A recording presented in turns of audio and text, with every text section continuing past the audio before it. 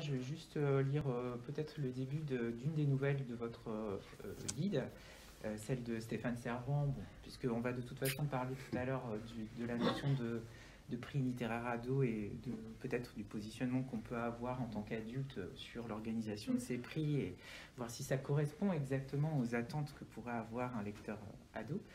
Donc je vous lis ce début de nouvelle, je ne vais pas la lire intégralement. Comme ça vous donnera la possibilité d'en découvrir la suite. Donc cette nouvelle s'appelle La chevelure de Stéphane Servan. Les cheveux de Maëlys étaient extraordinaires. C'était la première chose qu'on remarquait chez elle. Noir, épais et brillant, il cascadait sans fin dans son dos jusqu'à ses reins. On aurait dit une coulée d'encre ou de nuit pure.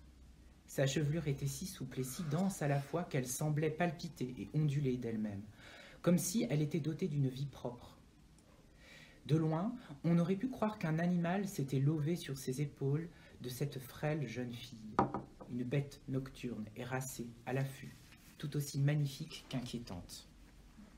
Déjà toute petite, quand Alice l'amenait au parc, les parents d'autres enfants semblaient hypnotisés par la chevelure de la fillette. « Quels cheveux merveilleux !» s'exclamaient les mères de famille, résistant tout juste à ne pas plonger leurs longs doigts dans la toison qui recouvrait les épaules de Maëlys. Alice se délectait des regards envieux, des mains tremblantes, qui s'arrêtaient dans leur course à quelques centimètres à peine de la chevelure de sa fille. Comme si ces femmes étaient finalement trop intimidées pour aller jusqu'au bout de leurs gestes. Peut-être même un peu effrayées de la réaction que ça pourrait provoquer. « Oui, c'est vrai », minaudait Alice, les cheveux de Maëlys sont extraordinaires. Elle a bien de la chance. L'enfant baissait la tête, comme pour mieux offrir aux yeux de ces femmes ou de leur mari son incroyable chevelure, ou peut-être pour faire plaisir à sa mère qui adorait ses cheveux plus que quiconque. Sa mère pouvait passer des heures à brosser les cheveux de sa fille.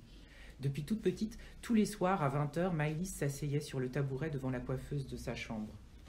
Alice la rejoignait, prenait la brosse en poil de sanglier si souple, et elle passait et repassait la brosse dans les cheveux de sa fille, avec application, un air de plénitude sur le visage. Dans le miroir, Maëlys regardait sa mère, certaine qu'elle lui offrait là sa plus belle preuve d'amour. Elle n'échangeait pas un mot.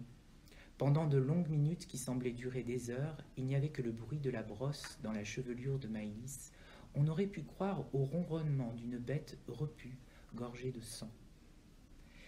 Au fil des ans, ce rendez-vous devant la coiffeuse était devenu un rituel. Ni la lassitude, ni les accidents de la vie n'étaient jamais parvenus à briser ce moment. Ce jour-là, à la veille de son 15e anniversaire, Maëlys regardait le jardin en attendant sa mère. De lourdes roses rouges avaient éclos ce matin. Elle pouvait presque sentir leur odeur suave et entêtante à travers la fenêtre. Sa mère en prenait grand soin, traquant sans pitié les pucerons, préparant des décoctions étranges pour éliminer les maladies et tout ce qui était susceptible de flétrir leur beauté pour laquelle elle se donnait tant de mal, année après année.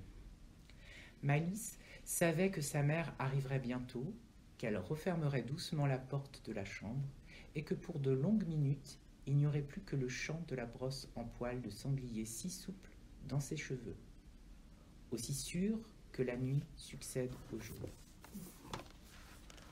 Bravo. Évidemment, ça ne va pas se passer comme ça.